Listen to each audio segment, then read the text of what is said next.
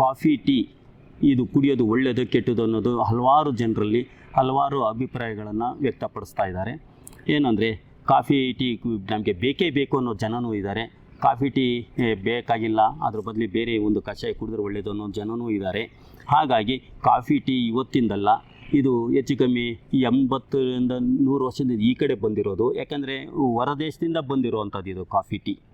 ಅಂದರೆ ನಮ್ಮ ಶರೀರಕ್ಕೆ ಹೊಂದಾಣಿಕೆ ಆಗುತ್ತೋ ಇಲ್ಲೋ ಅಂತೇಳಿ. ಟೀನಲ್ಲಿ ಟ್ಯಾನಿನ್ ಅಲ್ಪ ಪ್ರಮಾಣ ಇದೆ, ಆದರೆ ಕೆಫಿನ್ನು ಕೂಡ ಇದೆ ಟೀನಲ್ಲಿ. ಟೀ ಪೌಡ್ರಲ್ಲಿ, ಕಾಫಿ ಪೌಡ್ರಲ್ಲೂ ಕೂಡ ಕೆಫಿನ್ ಅಂತ ಇದೆ. ಇದು ಕೆಫಿನ್ ನಮ್ಮ ಶರೀರಕ್ಕೆ ಹೊಂದಾಣಿಕೆ ಆಗುತ್ತೋ ಇಲ್ಲೋ ಅಂತೇಳಿ ಒಂದು ಪ್ರಶ್ನೆ. ಈಗ ನೋಡಿ, ಕೆಫಿನ್ ಅನ್ನೋದು ಉದ್ದೀಪನ, ಅಂದರೆ ನಿಮಗೆ ಉತ್ತೇಜನ ಕೊಡುವಂಥ ಒಂದು ವಸ್ತು, ಆದರೆ ರಕ್ತನಾಳಗಳನ್ನು ಉಪ್ಪಿಸುತ್ತೆ. ಈಗ ನೀವು ಕಾಫಿ ಕುಡಿದ ತಕ್ಷಣ ಏನಾಗ್ತದೆ ಅಂದರೆ ಏನೋ ಒಂಥರ ಭಾವನೆ, ಖುಷಿ, ಕುಡಿಬೇಕು ಅನಿಸುತ್ತೆ ಕುಡಿದ ತಕ್ಷಣ. ಆದರೆ ನೀವೇನೋ ಒಂದು ಕೆಲಸಕ್ಕೆ ಹೊರಟಿರ್ತೀರಿ, ಯಾವುದೋ ಒಂದು ಕೆಲಸ ಮಾಡ್ಕೊಂಬರೋಣ, ಮುಗಿಸ್ಕೊಂಬರೋಣ ಅಂತೇಳಿ ಆ ಟೈಮಲ್ಲಿ ಸ್ವಲ್ಪ ಕಾಫಿ ಕುಡ್ದು ಹೋಗೋಣ ಅಂತೇಳಿ ಅನಿಸುತ್ತೆ. ಆಗ ನೀವೇನು ಮಾಡ್ತೀರಿ, ಒಂದು ಕಾಫಿನೋ ಟೀನೋ ಕುಡಿತೀರಿ. ಕುಡಿದ ಮೇಲೆ ಆಮೇಲೆ ಏನಾಗ್ತದೆ, ಕುಡಿದು ಸ್ವಲ್ಪ ಒಂದು ಕಾಲು ಗಂಟೆಲೆ ಅರ್ಧ ಗಂಟೆಲೆ ಅದು ನಿಮ್ಮ ರಕ್ತನಾಳಗಳನ್ನು ಉಪ್ಪಿಸಿ ನರಗಳನ್ನು ಕುಗ್ಸುತ್ತೆ. ಮತ್ತು ಆ ಟೈಮಲ್ಲಿ ನಿಮಗೆ ಹುರುಪಿರುತ್ತೆ, ಹೋಗಬೇಕು, ಕೆಲಸ ಮಾಡಬೇಕು, ಮುಗಿಸ್ಕೊಂಬರ್ಬೇಕು ಅಂತೇಳಿ. ಕುಡಿದು ಆದಮೇಲೆ ಒಂದು ಕಾಲು ಗಂಟೆನೋ ಅರ್ಧ ಗಂಟೆನೋ ಬಿಟ್ಟ ಮೇಲೆ ಆಮೇಲೆ ನಿಮಗೆ ಅಯ್ಯೋ ನಾಳೆ ಹೋದ್ರಾಯ್ತು, ನಾಡ್ದು ಹೋದ್ರಾಯ್ತು, ಇನ್ನೇನು ಅರ್ಜೆಂಟಿಲ್ಲ, ಇನ್ನೊಂದು ದಿವಸ ಹೋದ್ರಾಯ್ತು ಅಂತೇಳಿ ನಿಮ್ಮನ್ನು ಕೆಳಮಟ್ಟಕ್ಕೆ ತಳ್ಳುತ್ತೆ. ಯಾಕಂದರೆ ಆ ಒಂದು ನರಗಳ ಉಬ್ಬೋದು ಮತ್ತು ಕುಗ್ಗೋದು ಆಗೋದ್ರಿಂದ ಈ ಥರ ನಿಮಗೆ ಉತ್ತೇಜನ ಕೊಟ್ಬಿಟ್ಟು ಅದನ್ನು ಮತ್ತೆ ನಿಮಗೆ ತುಳಿತಾ ಬರ್ತದೆ. ಅಂದರೆ ನಿಮಗೆ ಮಾಡೋ ಕೆಲಸನ ಮಾಡದೇ ಇರೋ ಥರ ಸೋಮಾರಿಯನ್ನಾಗಿ ಮಾಡಿಸೋವಂಥದ್ದು ಈ ಕಾಫಿ ಟೀ. ಇದನ್ನು ನಾವು ಬಿಟ್ಟರೆ ಏನಾಗ್ತದೆ ಅಂದರೆ ನಮ್ಮಲ್ಲಿರೋ ನರನಾಡಿಗಳು ಕ್ಲೀನ್ ಆಗ್ತವೆ. ಯಾಕಂದರೆ ಕಾಫಿ ಟೀಯಿಂದಲೇ ನಿಮಗೆ ಬಿ ಪಿ ಅಂತ ಹೇಳ್ತಾರೆ. ಬಿ ಪಿ ಕಾಯಿಲೆ ಅಲ್ಲ ನಿಜ, ಆದರೆ ಮಾನಸಿಕ ಒತ್ತಡವನ್ನು ಹೆಚ್ಚುವಂಥದ್ದು, ಟೆನ್ಷನನ್ನು ತರಿಸುವಂಥದ್ದು, ಉದ್ವೇಗ ಆವೇಶವನ್ನು ಮಾಡುವಂಥದ್ದು. ಯಾಕೆಂದರೆ ನರಗಳು ಉಬ್ಬುವಿಕೆ, ಕುಗ್ಗುವಿಕೆ. ಹಾಗಾಗಿ ಈ ಕೆಫಿನ್ ಅಂಶ ನಿಮ್ಮ ಶರೀರದಲ್ಲಿ ಸೇರೋದ್ರಿಂದ ಈ ರೀತಿ ಆಗ್ತಾ ಇರುತ್ತೆ. ಇದನ್ನು ಬಿಟ್ಟು ಇದರ ಬದಲಿಗೆ ಕಷಾಯ ಅಂಥೇಳಿ ಜೀರಿಗೆ, ಕೊತ್ತಂಬರಿ ಕಾಳು, ಕರಿಮೆಣಸು, ಒಣಶುಂಠಿ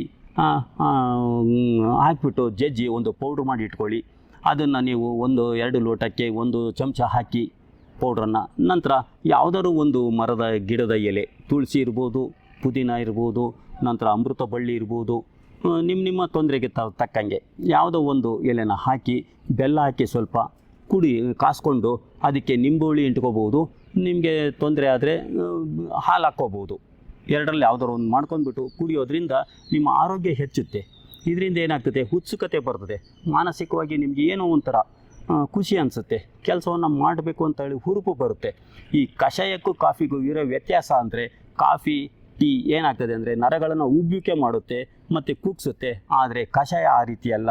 ನಿಮ್ಮ ಒಂದು ಇಡೀ ಶಕ್ತಿ, ರಕ್ತವನ್ನು ಇಂಪ್ರೂವ್ಮೆಂಟ್ ಮಾಡ್ತದೆ, ರಕ್ತವನ್ನು ಮಲಿನತೆಯನ್ನು ಸರಿ ಮಾಡುತ್ತೆ, ಕಫವನ್ನು ತೆಗೆಯುತ್ತೆ ಮತ್ತು ಕೆಮ್ಮನ್ನು ತೆಗೆಯುತ್ತೆ, ಕಾಯಿಲೆಗಳಿಂದ ಸ್ವಲ್ಪ ದೂರವನ್ನು ಇಡೋಂಗೆ ಮಾಡುತ್ತೆ, ರೋಗ ನಿರೋಧಕ ಶಕ್ತಿಯನ್ನು ಹೆಚ್ಚಿಸುತ್ತೆ, ವಿಲ್ ಪವರ್ ಅಂದರೆ ಆತ್ಮಸ್ಥೈರ್ಯವನ್ನು ಹೆಚ್ಚಿಸುತ್ತೆ.